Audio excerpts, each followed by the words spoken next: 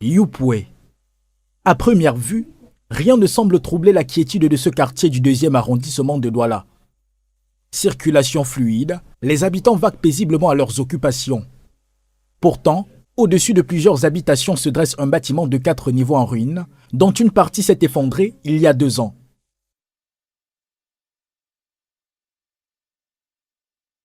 Depuis, des débris de béton et de charpente restent dangereusement suspendus, suscitant l'inquiétude chez les riverains.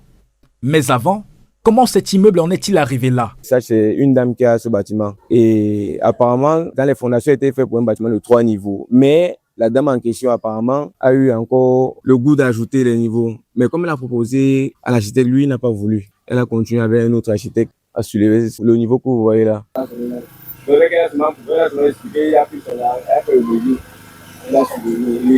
Selon les habitants, les premiers signes de fragilité seraient apparus peu après la construction du bâtiment.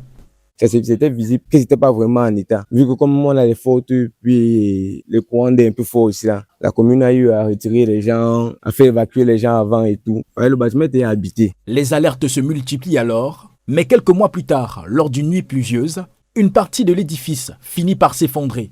Si aucune perte en vie humaine n'est enregistrée, les dégâts matériels sont importants. Nous sommes restés juste un jour de pluie. Subitement, on comprend genre les bruits. C'est bizarrement que non, une personne court en dit que non, sur le bâtiment, c'était le bâtiment. J'étais en route pour Bafoussam. C'est à Bafang que ma femme m'a appelé pour dire que l'immeuble s'est écroulé. Et heureusement, ils n'ont reçu que de projectiles. Sans ma barrière, si ça devait écraser ma voiture et ça devait être même dans la chambre. Il y a un seul qui a pris le coup. Heureusement pour lui qu'il était au dernier niveau. Quand ça s'est affaissé, il est resté sur son matelas au-dessus. Donc, s'il était l'étage inférieur, ça devait l'écraser.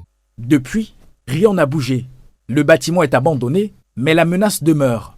Les riverains redoutent notamment qu'un autre pan de la structure ne cède, surtout avec la présence régulière d'enfants dans les environs. La mairie avait demandé qu'on abatte tout une fois, mais depuis, je ne sais pas ce que la dame fait. Et moi, je n'ai même plus vu depuis. Vous voyez encore notre bâtiment à côté. Et ça y est habité. Et imaginons un peu que le bâtiment tombe plutôt de la gauche. Ça, c'est un autre truc encore.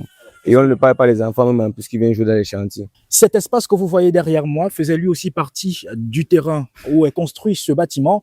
Aujourd'hui, il a été réhabilité en garage. Seulement que tous ceux qui y travaillent aujourd'hui avec la peur au ventre, mais surtout la peur de voir leur business, des voitures qui y sont garées un jour être écrasées par l'un de ces gravats qui continuent de pendouiller sur ce bâtiment. If that building collapsed today, I'll have a lot of loss because I'll need to go follow my clients to see how I can do to repair their cars or maybe at times even buy cars for them. And even with the children that are learning work here with me, I don't really know how to protect them. 2 ans après l'effondrement, à Yupwe, la peur est toujours là, suspendue, comme ces débris qui continuent de défier le temps et d'inquiéter tout un quartier.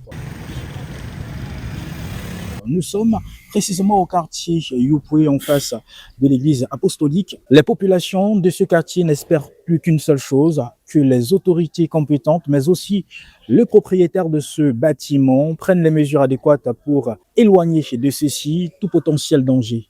Pour Equinox Télévision, nous sommes Zéphirin Gondi, Pascal Tanki.